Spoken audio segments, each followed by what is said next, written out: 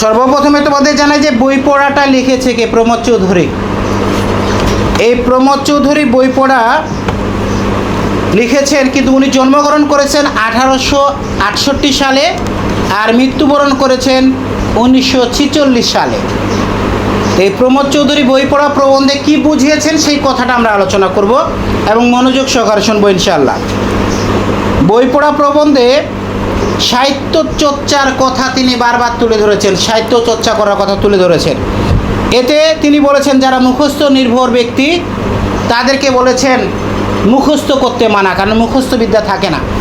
এক কথায় বলা হয়েছে, একটা ভাব সম্প্রসারণ তোমরা পড়েছ, গ্রন্থগত বিদ্যার পরহস্তে ধন, নহে বিদ্যা নহে ধন হলে প্রয়োজন। মানে মুখস্থ বিদ্যা কখনো থাকে না, হারিয়ে যায়। আর পরের কাছ থেকে টাকা যদি কারণ ধার নাও, ওটা নিজের টাকা হিসেবে খরচ করলেও একদিন ফেরত দিতে হয়, মানে ওইটাও হারিয়ে যায়।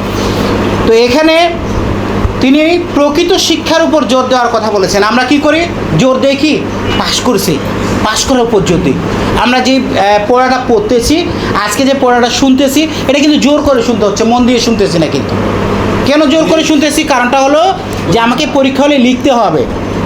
প্রতিটা কথাই কিন্তু এই বই পড়া গল্পের কথাগুলো বলতেছি, এগুলো একটাও বাইরে না, এগুলোই লিখবা তোমরা।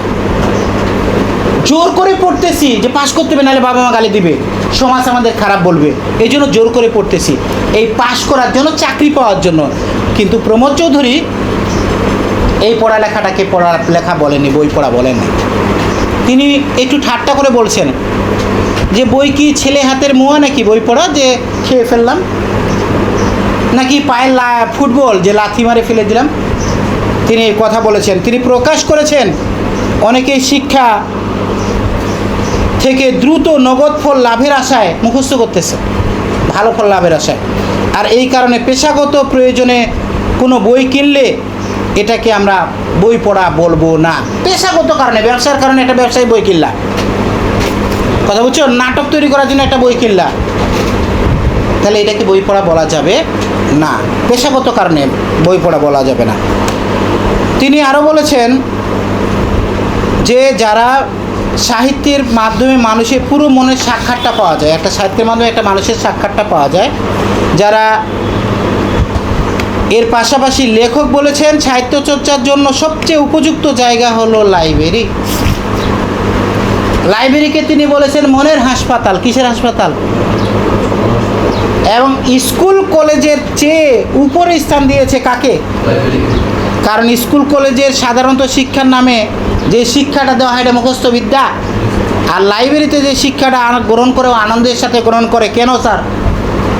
ও মনের ইচ্ছা মতো বইটা লাইব্রেরিতে বাসায় নেয়। যদি প্রয়োজন হয় কার্টুনের বই পড়বে, যদি মন চায় একটা বুড়িমার গল্পের বই পড়বে, যদি মন চায় তাহলে সে কবিতার বই পড়বে, যদি মন চায় সে ভূতের গল্প পড়বে, যদি মন চায় সে ছেঁকা খাওয়া বেকা গল্প পড়বে, অর্থাৎ প্রেমের গল্প, তো ছন্দের বই পড়বে। যেটা বই খুশি সেটাই পড়বে, ইচ্ছে মতো পড়বে এবং যতটুকু খুশি পড়ে রেখে দিবে, ইচ্ছে করলে পুরোটা পড়বে, ওর কোনো বাধ্যবাধকতা নাই, কারণ ও ইচ্ছা মতো পড়বে। এই জন্য লাইব্রেরিকে বলা হয়েছে মনের হাসপাতাল।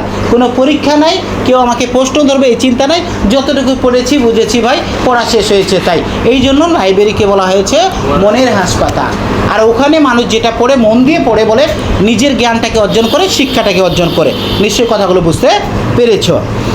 আচ্ছা, এর অন্যদিকে এই আনন্দটা যে পাওয়া যায়, তাই লাইব্রেরিকে মনের হাসপাতাল হিসেবে বলা হয়েছে, যে কথাটা উল্লেখ করলাম বারবার। আমাদের সমাজে কেউ স্বেচ্ছায় বই পড়ে না, নিজের ইচ্ছায় কেউ বই পড়ে না। কাউকে যদি ডেকে বলে বইটা পড়, দূর সময় নাই, আমার কাজ আছে, এবার চলে যাবে। অনেকজনে বলে মানে নিষ্কর্মা মনে করে কী রে ভাই সবসময় বই পড়তেছে, অনেকজন এরকম বলে। কিন্তু না, যারা বই পড়ে এরা প্রকৃত জ্ঞান অর্জন করার জন্য পড়ে। একটা গল্প থেকে, একটা কথা থেকে তারা জ্ঞান অর্জন করার চেষ্টা করে। মানে একটা যদি গল্প থেকে আমি শিক্ষা গ্রহণ করি, যেমন আমাদের যে গল্পগুলো রয়েছে, রাখালের গল্প, আমাদের গল্প রয়েছে যেমন বায়েজিদ বুস্তামের গল্প, এগুলো থেকে শিক্ষা পাওয়া যায়। কিন্তু এগুলো গল্পগুলো কিন্তু এমনি দেয়নি, তো শিক্ষা গ্রহণ করতে হবে। অথচ বই পড়ার মাধ্যমে জ্ঞান লাভ করা যায়, মনোপ্রাণ দুইটাই সজীব হয়ে ওঠে। এই প্রবন্ধে আমরা মূল কথা বুঝতে পারলাম, বই আমাদের বন্ধুস্বরূপ। কী স্বরূপ? বন্ধুস্বরূপ। কারণ বইকে বন্ধুস্বরূপ গ্রহণ করা যায়, বইকে অনেকজনের শত্রুস্বরূপ গ্রহণ করে। কখন? যখন গল্পটা ভালো লাগে না, দূর এটা পড়বো না, আমি বিরক্ত লাগে, কারণ পড়বো না, তারপরেও পড়তে হয়, জোর করে পাস করতে হবে। এই পড়াটাকে তিনি বই পড়া পড়েনি। কি আমরা কি বুঝতে পারছি কোনটাকে বই পড়া বলছে তিনি? এখন এই অধ্যায়টা আসলে সবচেয়ে বড় বিষয় হলো এই কথাগুলো লিখলে তুমি মার্ক পেয়ে যাবা।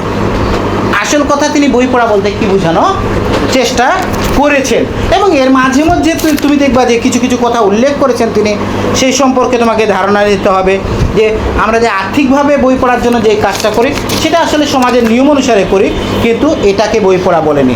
তিনি মনোগঙ্গার কথা বলেছেন, ভালে ভবানীর কথা বলেছেন, উদ্বাহুর কথা বলেছেন, দাতাকন্যের কথা বলেছেন। এগুলো সম্পর্কে সংক্ষিপ্ত ধারণা রাখতে হবে, কারণ এগুলো কতে আসে।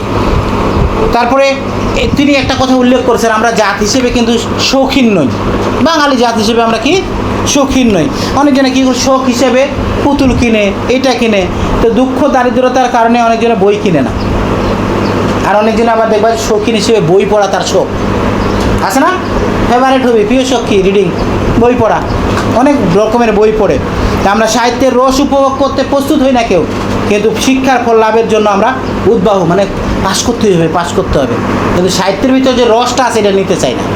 তিনি এই জন্য বলেছেন আমাদেরকে সাহিত্যের দিকে ঢলে পড়তে হবে। এটাই হলো বই পড়া। কথা বুঝতে পারছি?